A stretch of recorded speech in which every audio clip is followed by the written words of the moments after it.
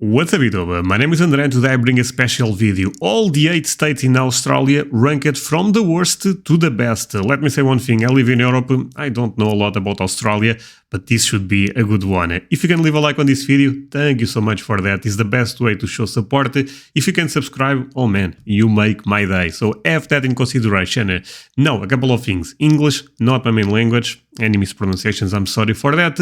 And I leave the link for the original video in my description, but let's see what this one is about. Do you love to curse? Okay, just one thing. I think Australia... Okay, hot take, probably. Australia may be the most beautiful country / continent in the world. You guys have, man, such beautiful landscapes. I love it. Enjoy large empty swaths of extremely hot desert and want to increase your risk of skin cancer? Well, then you might be a feral camel, in which case you're likely already in Australia. And if you're not... I mean, I was praising Australia. Why is this guy all of a sudden... No. This is a bait. Australia is an amazing country, I'm sure. Dude, I did not even know that there was camels in Australia. I learned that the other day and kind of blew my mind. Not, why haven't you moved here? With gorgeous beaches, incredible cities, great healthcare and education, and some of the most unique ecosystems and wildlife not found anywhere else on Earth, That's my place. Land Down Under is one of the best countries to live in. But while this giant island continent country, is around the same size as the contiguous United... Oh my god, that's so beautiful. I believe this was years ago. Lord of the Rings was recorded in Australia, right? I mean, look at that. Jesus Christ. United States, it has just 1/13 the population. Okay, I know I post too much. It is what it is, my friends. But I actually have a question. This is a really random and probably dumb question. Since you guys have camels and kangaroos, there is a place in Australia where they meet each other. Because that never crossed my mind that where you have camels, you may have kangaroos. That's completely insane. But fascinating at the same time, so that's why I'm asking. Over half of the 25.9 million Australians reside in just 3 cities. But doesn't Australia have like 6 states and 2 major territories? Why don't people spread out more? Well, and I am the camel, because I was about to ask that. Mr. Camel, because most of the country gets so hot that you'll end up looking like this guy if you Losing spend 5 focus. minutes outside. So unless you actually are one of the 1 million feral camels that call the outback home, you'll probably want to stick with 85% of Australians who live within 50 kilometers of the coast. Doesn't like every state touch the ocean though? How do I know which is best? Find out as we rank all 8 Australian states and territories from worst to... Man, this should be a good one. I mean, for sure, Sydney and Melbourne are number 1 and number 2, right? But I don't know anything more than that. So. Best. And let's hit 5,000 likes for a video on the 10 best cities in Australia. Okay, I'm asking a lot of them questions, but at the end of the day, I do this to learn. Do you guys have a countryside like America? So do you guys have your version of Texas or Alabama or something like that? That would be fascinating to learn more about. Number 8. Actually, we're going to start off with a quick honorable mention. The external territories. That's right, Norfolk Island, Christmas Island, the Cocos Islands, and a few other islands that no one lives on. I didn't forget about you. Now, don't get me wrong. Man. These aren't terrible places to live and are breathtaking with plenty of endemic species and extravagant landscapes. Christmas Island's nickname is actually Australia's Galapagos due to its unique red crabs, booby birds, flying foxes, and hundreds of other animals and fauna found throughout the tropical jungle and surrounding coral reef. And the largest and most inhabitable of these islands, Norfolk Island, is home to the tallest pine trees in the world, beautiful beaches and rolling pastures, and some of the rarest birds. If you don't mind... Dude, insane. Honestly, I don't know how to react a bit better, because That's the only word that comes to my mind. It's insane how diverse and beautiful Australia can be. And a very slow-paced lifestyle with few modern conveniences, and most things being more expensive as they have to be shipped in, the external territories might seem like paradise. But considering they all have a combined population of only around 5,000, the extremely isolated lifestyle isn't for most. Actual I don't mind that, honestly. Number 8, Northern Territory. If you're strictly looking to rake in the dough and don't mind the lack of infrastructure or seclusion from the rest of the country, the Northern Territory might be for you. The median household income is the third highest of any state or territory at 115 grand, and the median home value is the lowest at just 515 grand. Plus, there's no property tax. But remember how I said a lot of Australia is uninhabitable? Well, a huge chunk of the most uninhabitable. Okay, that looks like hell, I have to say it. Man, you guys really have some beauty stuff in there, but this is not looking that great now. Land is here. The southern half of the territory has a climate similar to the Sahara Desert, and while Darwin and the coast is a bit more livable with tons of rainfall during the wet season, it also gets very hot and humid, and that rain often turns into cyclones and extreme flooding. So, yeah, I may have to pass this one. Despite accounting for 17.5% of the country's landmass, less than 250,000 residents, or 1% of Australia, actually lives in the NT. And it's the only state or territory which had a net population decrease over the past year. But the lack of people is also why many love living here. From Litchfield and Kakadu to Uluru and I mean, that's a great point. If people are leaving the state, probably property becomes a bit cheaper.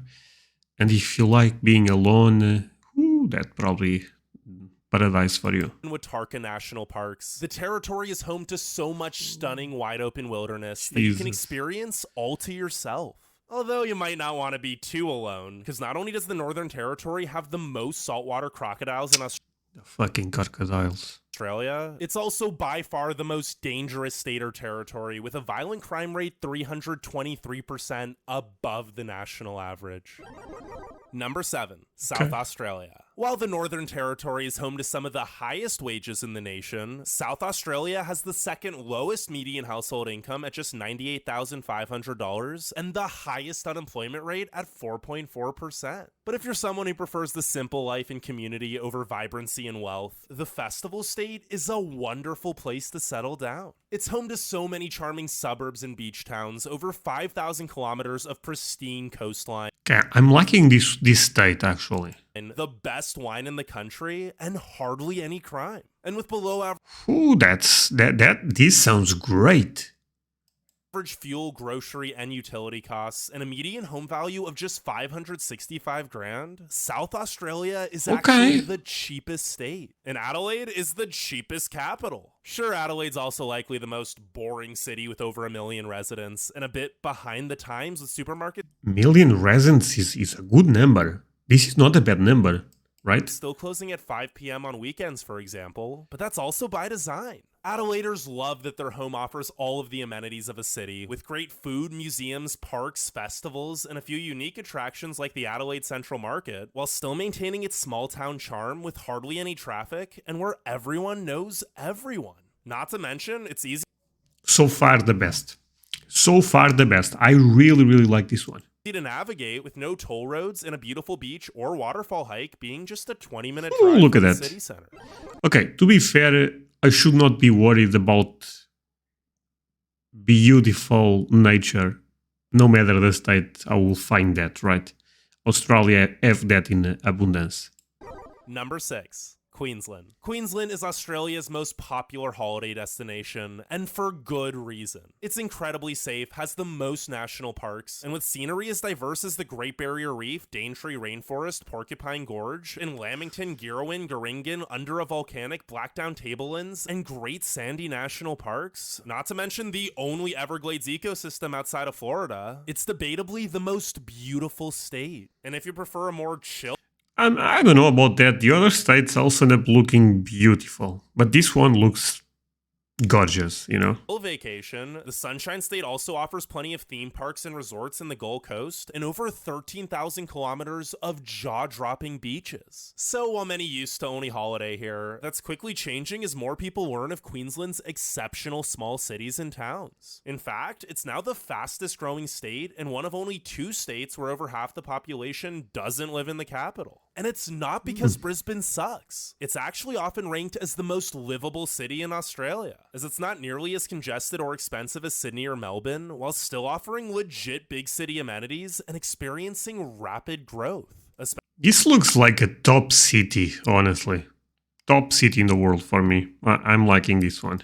Especially with the Olympics coming in 2032. But while Queensland's economy is the second fastest growing of any state, it still has some catching up to do with the third lowest median household income of just $105,000. Because of this, and the fact that the housing market is booming with a median home cost of $788,000, the Sunshine State has the highest poverty rate at 13.5%.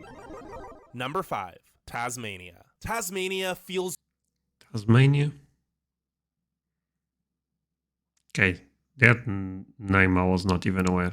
Nothing like the rest of Australia. And that's because it isn't. An island located around 200 kilometers south of the mainland, the smallest state by both size and population is home to so many otherworldly and unique landscapes and species not found anywhere else. Not to mention, it rarely ever gets hot and has the cleanest air on Earth. But not only is Tasmania an adventurous paradise, with places like Cradle Mountain and Mount Field and the Bay of Fires all being a short drive from pretty much anywhere on the island, it's also home to so many delightful small towns with some of the friendliest people you will ever meet. And the capital, Hobart, punches well above its weight with tons of history and beautiful architecture, great restaurants, bars, and cafes, and Mona, one of the best museums in the country. Sure, there's little in terms of bustling city life, but if you're looking to slow down and relax while being surrounded by unspoiled nature, Tasmania is perfect. Well, if you're not feeling Tasmania. Retired or work online, because while the economy is currently the fastest growing, the median household income is still the lowest at just $89,600, and the unemployment rate is 4.3%. At least the cost of living isn't too bad, with a median home price of $691,000, plenty of cheap high quality produce, and low energy bills due to most of the island running on hydroelectricity. Number 4, New South Wales. Australia's oldest and most populated state. Home to Sydney, the most populated city. But while... Okay, I thought Sydney was the name of the state. It's South Wales.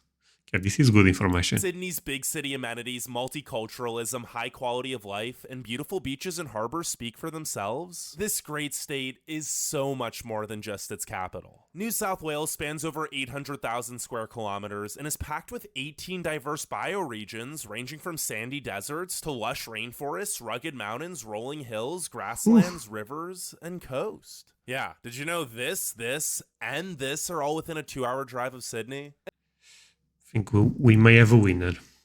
I mean, I know it's too soon, but so far, this one looks incredible. And if both big city life and serene scenery aren't your jam, there's also no shortage of incredible mountain or beach towns, as well as one of the best small cities in Newcastle. As a whole, New South Wales is likely the most balanced province and truly offers something for every type of lifestyle. Then why I think that this will be the best state. I have this strong feeling because you have everything there. The heck is it only number 4? Well, because it's bloody expensive, with the highest median home cost of $1.22 million. Now, to be fair, Sydney does have an excellent and diverse economy, so wages across the state aren't bad, with a median household income of $114,000 and the lowest unemployment rate of just 2.9%. But living in Sydney also means terrible traffic, everywhere being crowded, and some of the worst nightlife for a major city.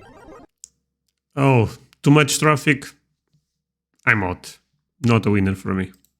Number 3, the Australian Capital Territory. Covering less than 2,400 square kilometers and consisting of just Canberra, its suburbs, and Namadgi National Park, it's no surprise that many Australians never even think of visiting the place. And that's honestly a shame, because sure, Canberra isn't exactly the most exciting city, seeing as it was entirely planned with the sole purpose of serving as Australia's capital, but it's still one of the most livable cities in the world. With the second lowest crime and unemployment rate in the country, the highest median household income at 150 grand, and by far the lowest poverty rate of just 5.4%, Canberrans have very little to worry about. Especially since they're close to so many gorgeous mountains with the beautiful Molonglo River running right through town. But while the ACT checks all the statistical boxes, a lot of the city just feels empty with nothing to do if you don't know any locals. The CBD is mostly fields, office buildings, and roundabouts, and while there are walkable areas with shops and restaurants, such as Braddon, Canberra feels a lot more like a collection of spread out suburbs with a few town centers than an actual city. Although, since it is the capital, there are a ton of excellent museums, galleries, and gardens. But a fair warning, Canberra is one of the few Australian cities which gets a true 4 seasons, meaning... Not feeling this one. I don't know. I was liking the earliest ones a bit more than... I think this rank is not that great. I'm telling you guys. The winters actually get cold. Number 2. Victoria. When you think of Victoria, you probably only think of Melbourne, aka the true cultural capital of Australia with the best coffee on earth. Seriously. That's already a nice point for me. I love coffee.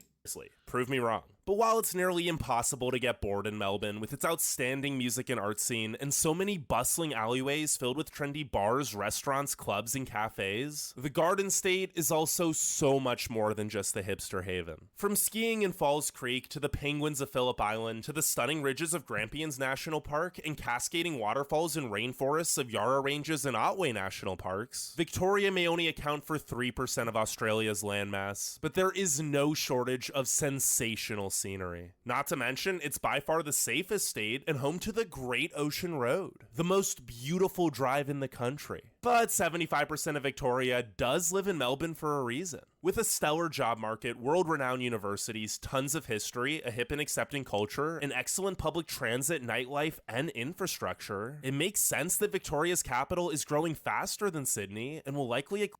Okay, so this is the top city in terms of services. Sydney is a bit more famous than, at least in my opinion, than this one. So I'm kind of shocked by that. Especially since it's cheaper. Although it is still pretty darn expensive, with the statewide median home price being $966 grand. Oh, and did I mention that Melbourne can get 4 seasons in 1 hour? Yeah, one time the temperature... 4 seasons in 1 hour? Don't believe it. Temperature dropped 10 degrees Celsius in 3 minutes. Now, before we get to number 1, make sure you leave a like and subscribe, and let me know what you think the best state or territory is and why. Not sure at this point, honestly. But without further ado, number 1, Western Australia. Bigger doesn't always mean better, but Australia's largest state by total area, accounting for nearly 1/3 of the country, is also the best. Surrounded by 21,000 square kilometers. Ooh, that looks so good. Of captivating coast, Western Australia is home to so much enchanting untouched wilderness. But the best thing about living here is that it's still incredibly affordable, with a median home value of just 630 grand, while also having the second highest median household income of 116 grand. Now, this is mainly due to an abundance of mining jobs, which aren't necessarily the most stable, but Perth's job market is growing and diversifying too. And speaking of Perth, it's likely the most underrated capital, with a hip music and art scene in Fremantle, excellent suburbs and beaches, solid public transit, above average nightlife and restaurants, and a relaxed, stress-free lifestyle. Outside, I was not even aware about this city. This state, I guess. Extreme isolation, with Perth actually being the most isolated big city in the world, there's just not much wrong with Western Australia. And that's why it's our best place to live in this fine country. Okay, I thought it was a great video actually. I hope you guys also end up enjoying. If that's the case, do not forget to leave a like. And I suspect I will have people from Australia watching this video.